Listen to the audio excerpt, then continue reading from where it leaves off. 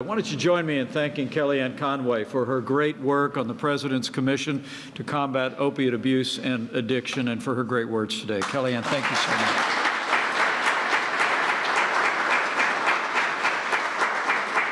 It's an honor to be with all of you today. Director McDaniel, thank you also for your remarks and your outstanding leadership. It is an honor to be here today with so many courageous men and women, so many representatives of law enforcement at every level from all across this country, leaders of the high-intensity drug trafficking area program. On behalf of the First Family, welcome to the White House.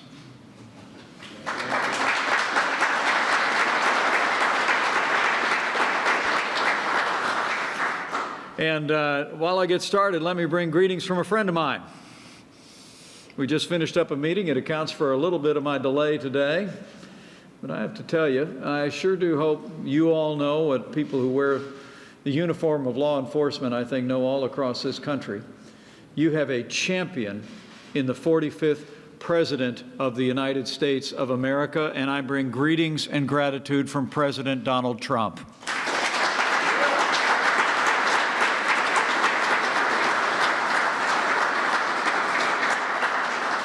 The President and the First Lady, just like my wife and I and our family, our entire administration, are frankly humbled by the service and sacrifice of those who protect and serve all across our country.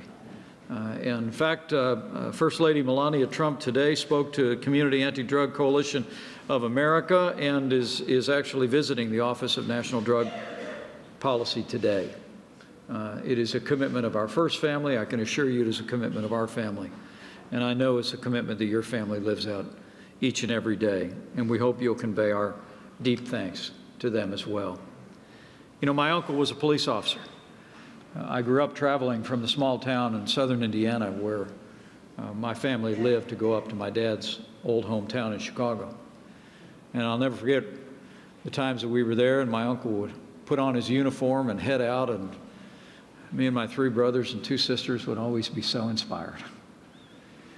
You know, you have no ordinary job. The truth of the matter is when you put on that uniform every day and you head out, you and your families know what the stakes are. So let me just assure you that you are heroes to your president, to his vice president, and you are heroes, and your families are heroes to every American. And we thank you for your service. We do. What brings us here today, and I trust is evident to each one of you in working in this critical federal and state effort, is that President Trump has made the fight against illegal drugs a top priority of this administration. You heard his commitment to that mission just 2 days ago in a State of the Union address, as the President told the nation that we are committed to put drug dealers out of business and truly make America safe.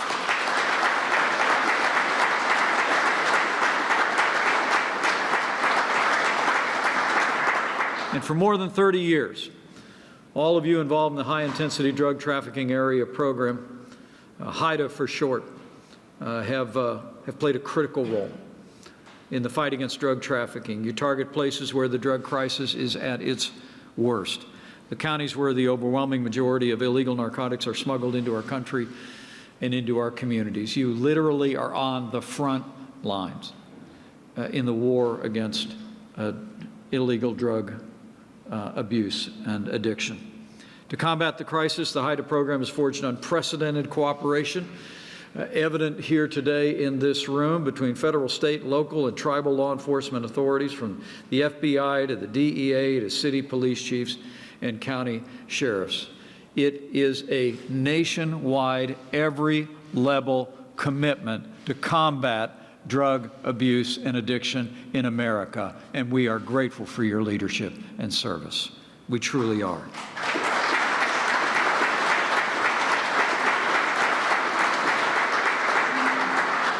You know, there's no program like it anywhere in America. You share information, best practices with one another. You stand shoulder to shoulder to arrest smugglers, shut down manufacturers, get the deadliest substances off our streets.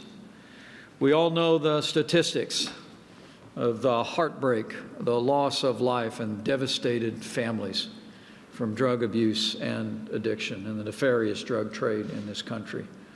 But you're also responsible every day for the stories that never happened, the drugs that never got to the streets, the families that were never shattered. And I want you all to know, the American people, this president and our administration understand that and are grateful for it. Today, this program is active in 29 key regions around the country, spread across all 50 states. From the southwest border to Appalachia, more than 21,000 law enforcement personnel are working every day to fight gangs, cartels, drug runners, large and small. Our administration has created the first new HIDTA initiative in 17 years when we brought this critical program to Alaska. We are growing a program that is winning in the fight against drug abuse and addiction in America.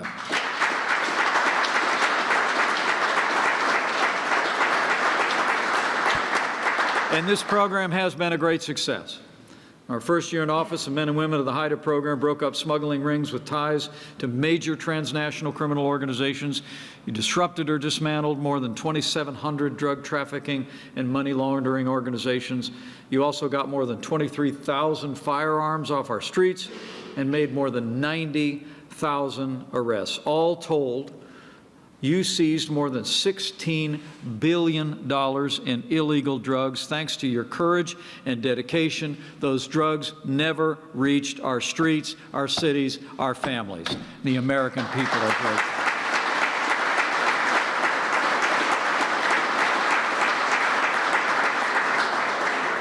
You know, when I was governor of the state of Indiana, I put a special emphasis, as the president has, nationwide on the scourge of opiate abuse and addiction.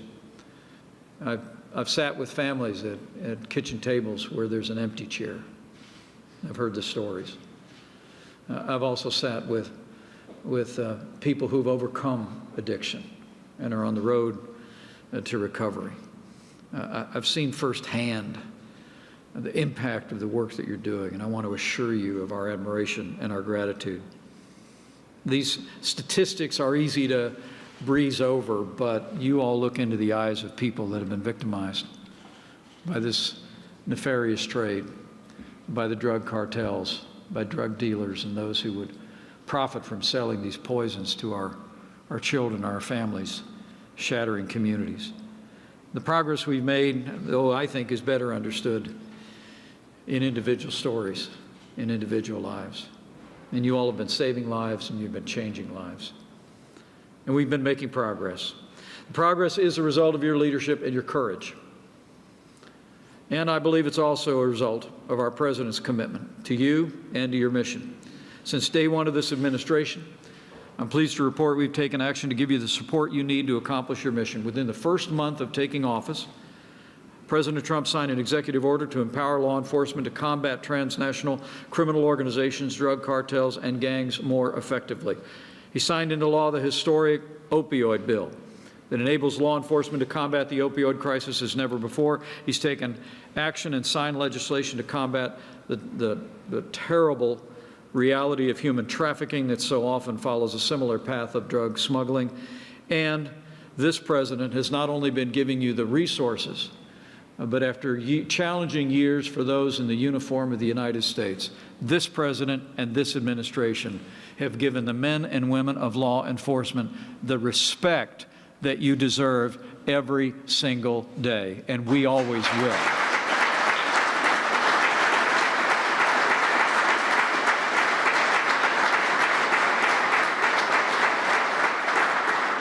We're fighting for you because we know every day you're fighting for the American people. You're considering the lives of others more important than your own. And we know it's a calling, and it's a profound calling that involves sacrifice for you and your families. But you're making a difference. But despite the progress we've made, we know literally a river of illegal drugs still flows toward our country every single day. I received a briefing just yesterday at Coast Guard Base Portsmouth down in Virginia and saw firsthand the the flows of narcotics coming out of South America and Central America. I also learned of the daring Coast Guardsman who just sailed into port with more than 15 tons of cocaine they had captured from drug smugglers at sea. This mission is succeeding every single day. But nowhere is the crisis of illegal drug trafficking more evident or our challenge more profound than at our nation's southern border. And you know firsthand how serious this crisis is, because the southwest border high-intensity drug trafficking area is among the most active in this entire program. Last year, Customs and Border Protection seized more than 827,000 pounds of illegal drugs entering our country at our southern border. And that's just the drugs that they found.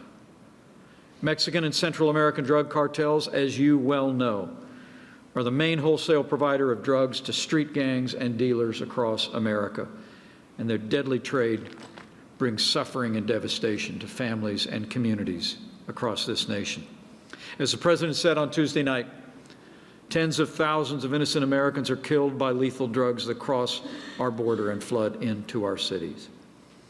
300 Americans die every week from heroin, more than 90% of which comes across our southern border. And all told, across the nation,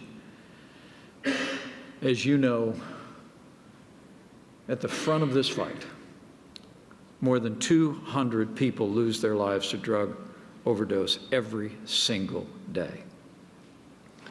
Our hearts grieve for the loss of so many innocent lives.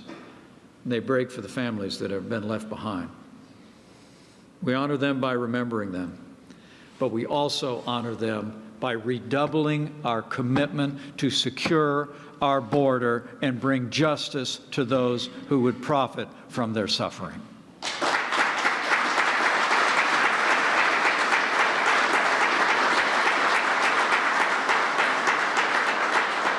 Just last week, Director Carroll unveiled our administration's national drug control strategy. He described it aptly as a strategy of action, and so it is. That strategy lays out our comprehensive plan to combat illegal drug use and drug smuggling, and the high-intensity drug trafficking area program is essential to our efforts. We believe in combining the capabilities of the federal government and the expertise of local law enforcement. It's a powerful combination, and you can be confident of our continued support. We'll also make new and renewed investments in law enforcement at every level, as President Trump renewed his call for Congress to enact stronger drug protection at our ports and when it comes to the southern border. As Congress is involved in negotiations even at this very hour, let me assure you, we will not rest or relent until we have the technology, the personnel, and the barriers required to secure our southern border. We will build that wall one way or another.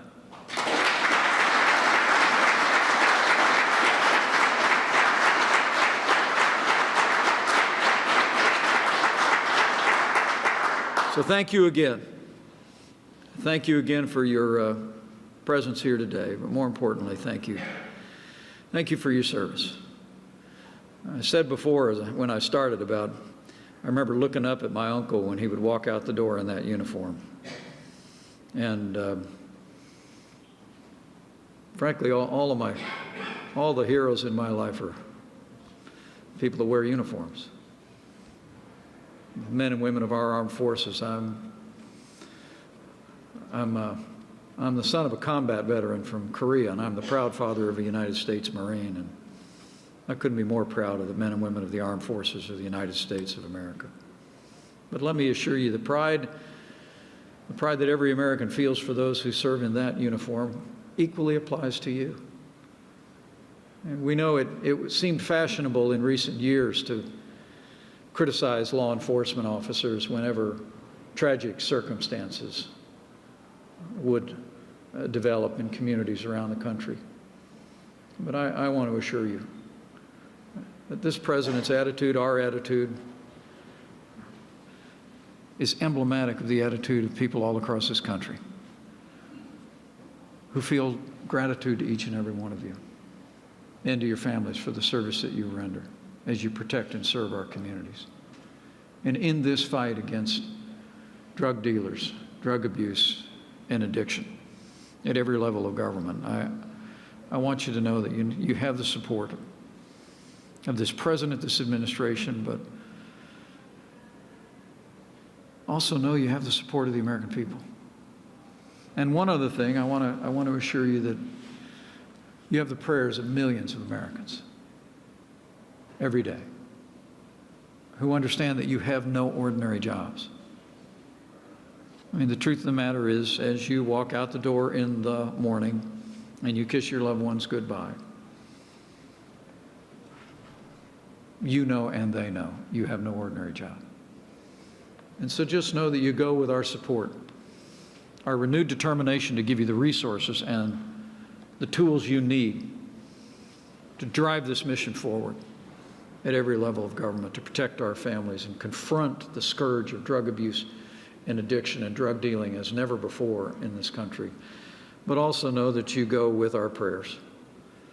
And my prayer today would be to claim those ancient words that no harm would befall you, no disaster would come near you, that He would guard you in all your ways as you protect and serve the American people.